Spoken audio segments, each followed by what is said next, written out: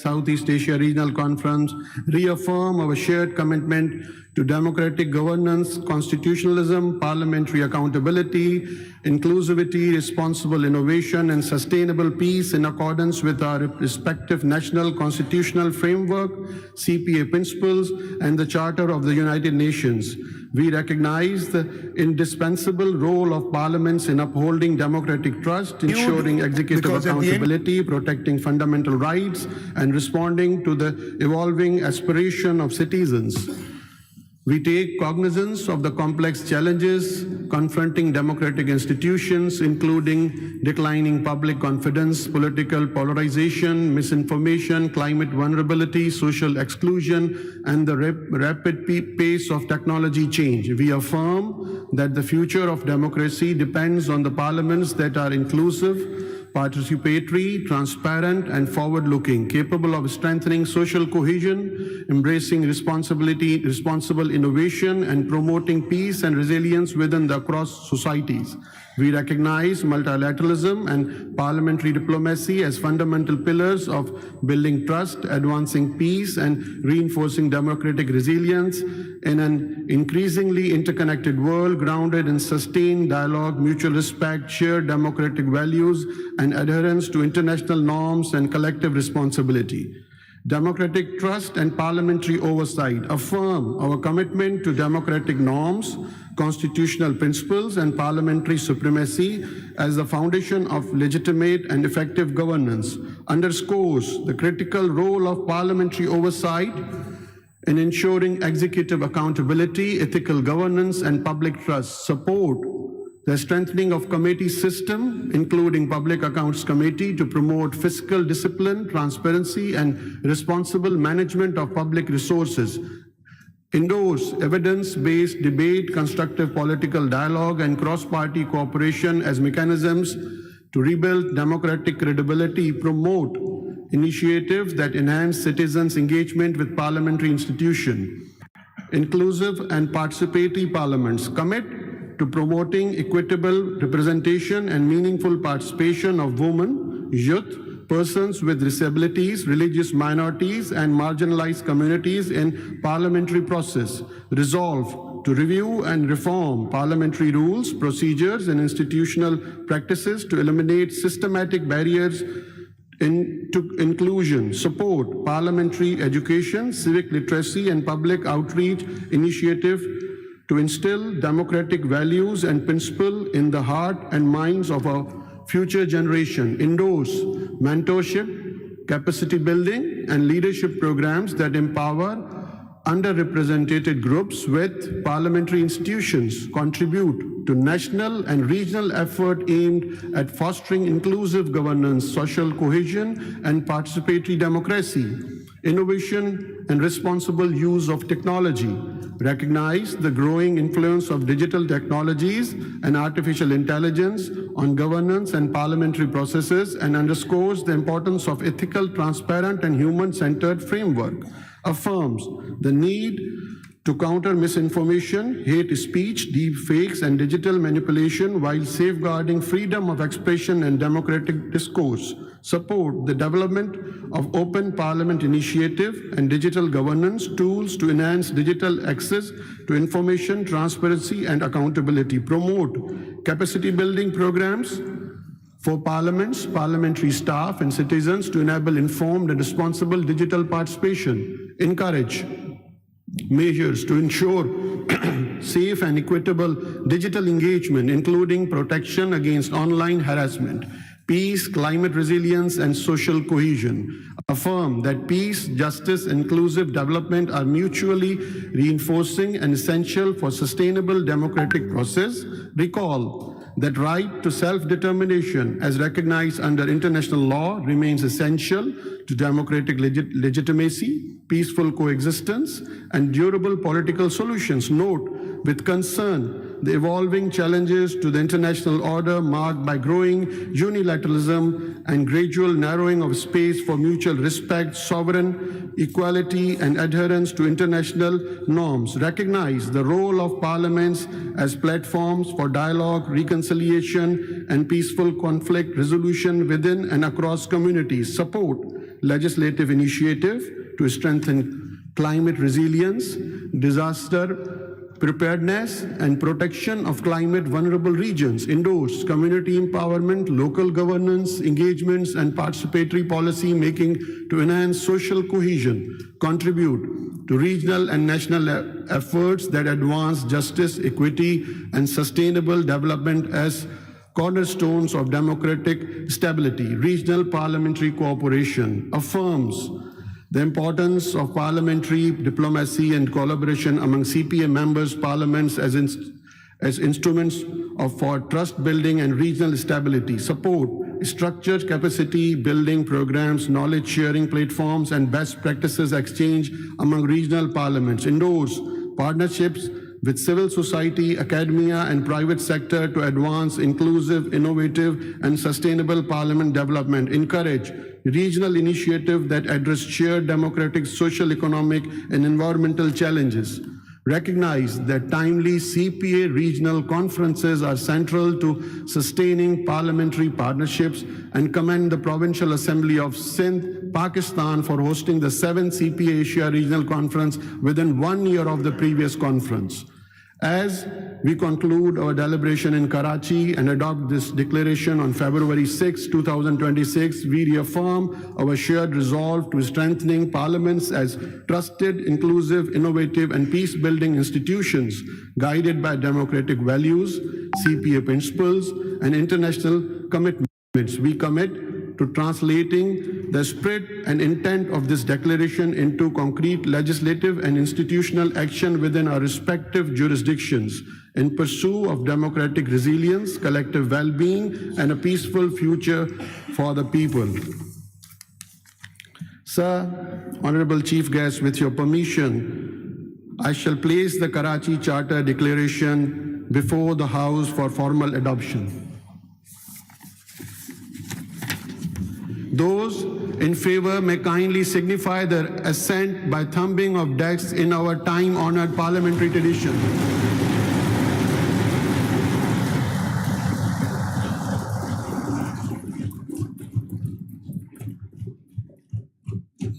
Now, thank you very much. There is no room for proceeding by saying those who are against it. The Karachi Declaration is hereby adopted.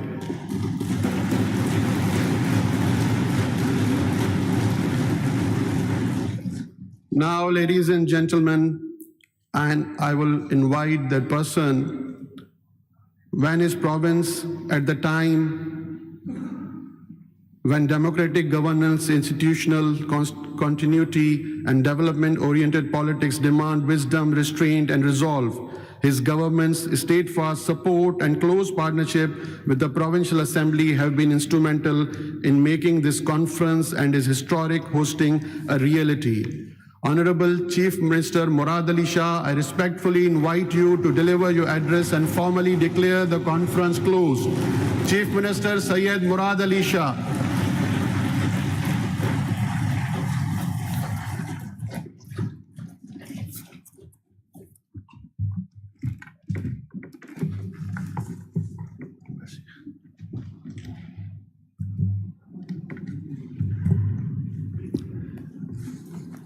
Bismillahirrahmanirrahim. Honorable Sayyid Awais Qadir Shah Sahab, Speaker, Provincial Assembly of Sindh. Mr. Stephen Twigg, Secretary General, Commonwealth Parliamentary Association. Honorable Deputy Speaker of Sri Lanka, Dr. Rizvi Saleh. Honorable Deputy Speaker of Maldives, Honorable Ahmed Nazim.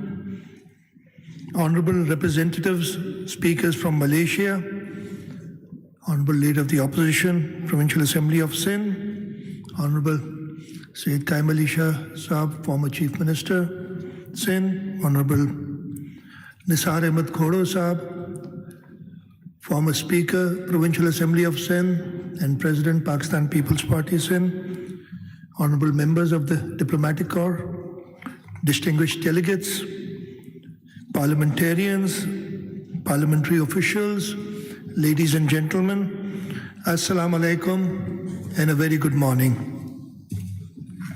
It's indeed a privilege for me to address you at the conclusion of this important regional conference. I welcome you all to Karachi, a city of resilience and ambition, and to Sindh, a land that has never been silent in the face of injustice and never absent in the struggle of democratic continuity. Honorable Speaker, I congratulate you and your team for hosting this conference with dignity and professionalism.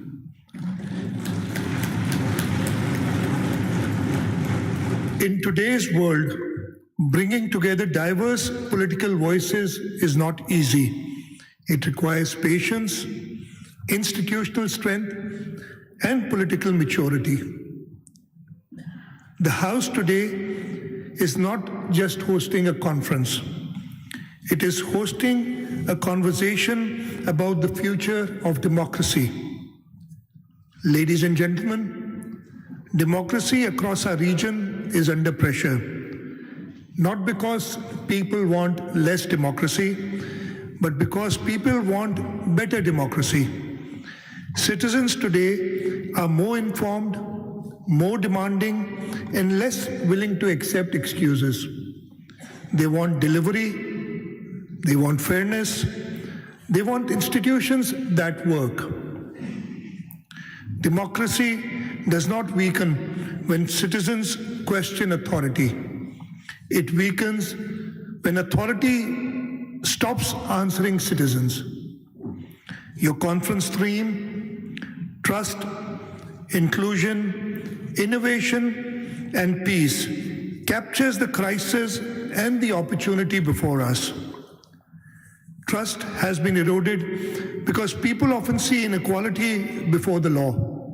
Inclusion is questioned because power still circulates within narrow circles.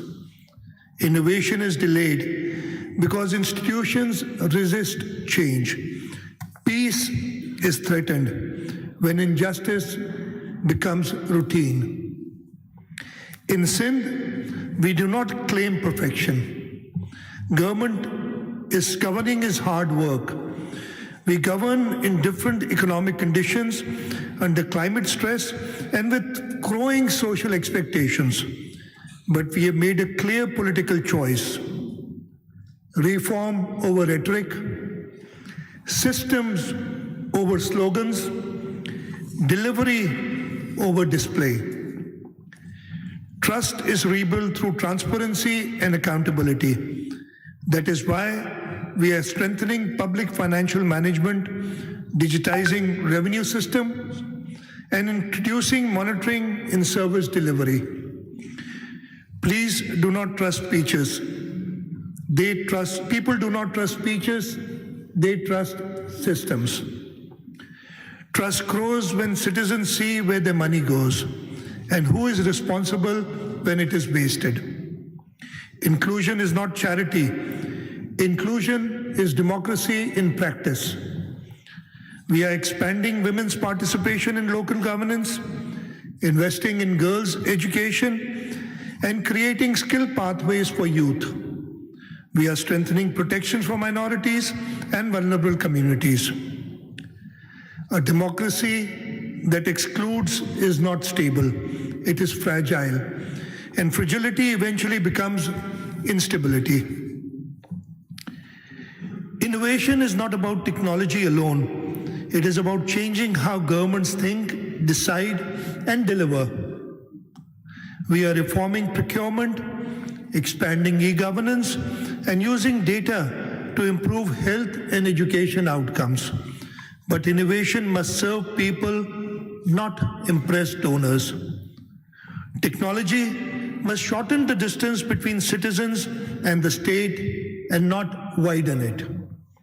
Peace in our context also means social justice and climate justice. Sindh is on the front line of climate change. Floods and environmental shocks are not policy debates for us, they are lived realities. Parliaments must legislate for resilience, disaster preparedness, and climate adaptation. There is no sustainable peace without climate resilience, and no climate resilience without political will. Distinguished delegates, regional parliamentary cooperation is not diplomacy for photographs. It is practical politics. When parliaments share legislative models, oversight tools, and accountability practices, governance improves. Democracy grows faster when it learns from neighbors instead of repeating their mistakes. Let me also say this candidly, polarization is weakening institutions across our region.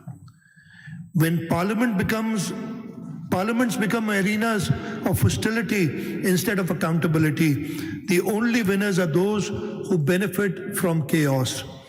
Sindh believes in strong debate, but also in strong institutions. Parliaments must be battlefield of ideas, not battlefield of egos. Excellencies, you've just adopted the Karachi Charter. I urge you to take it home not as a souvenir, but as a responsibility. Let it shape legislative priorities. Let it guide committee work. Let it inform institutional reform. Democracy is strengthened by implementation, not by intention. I thank the CPA leadership, especially Mr. Stephen Twiggs, for nurturing this platform of parliamentary learning. I thank all delegations who've traveled to be here. Your presence reflects trust and friendship. I thank the organizers, the secretariat, parliamentary staff, and the volunteers whose quiet professionalism made this conference possible.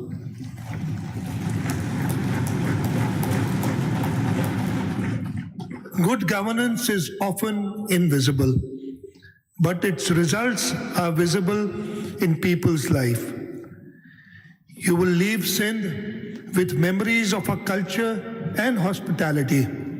I hope you also leave with something deeper, a renewed political commitment to make your parliaments more transparent, more inclusive, more innovative, and more trusted.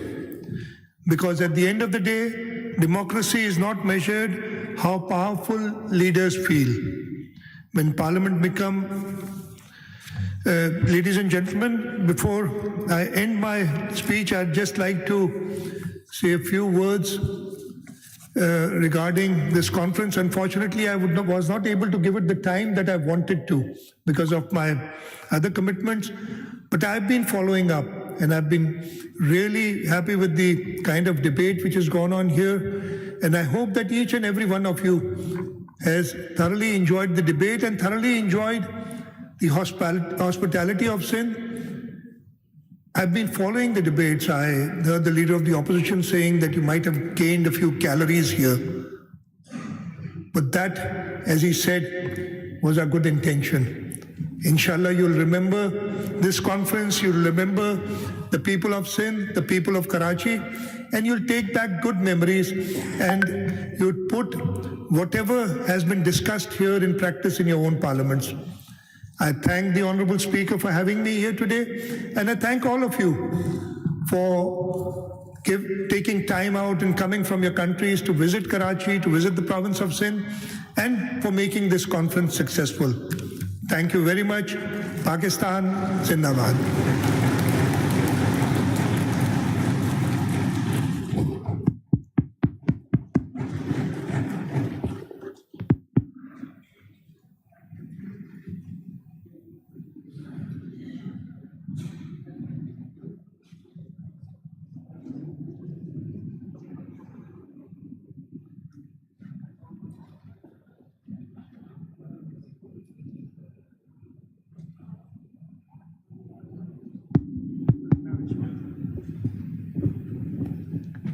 With the permission of the Honorable Speaker, I declare this conference closed.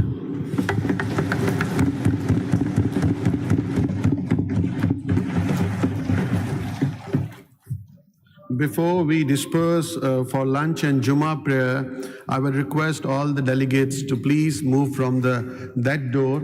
From my left side, we have arranged a cultural bazaar, and then we'll move for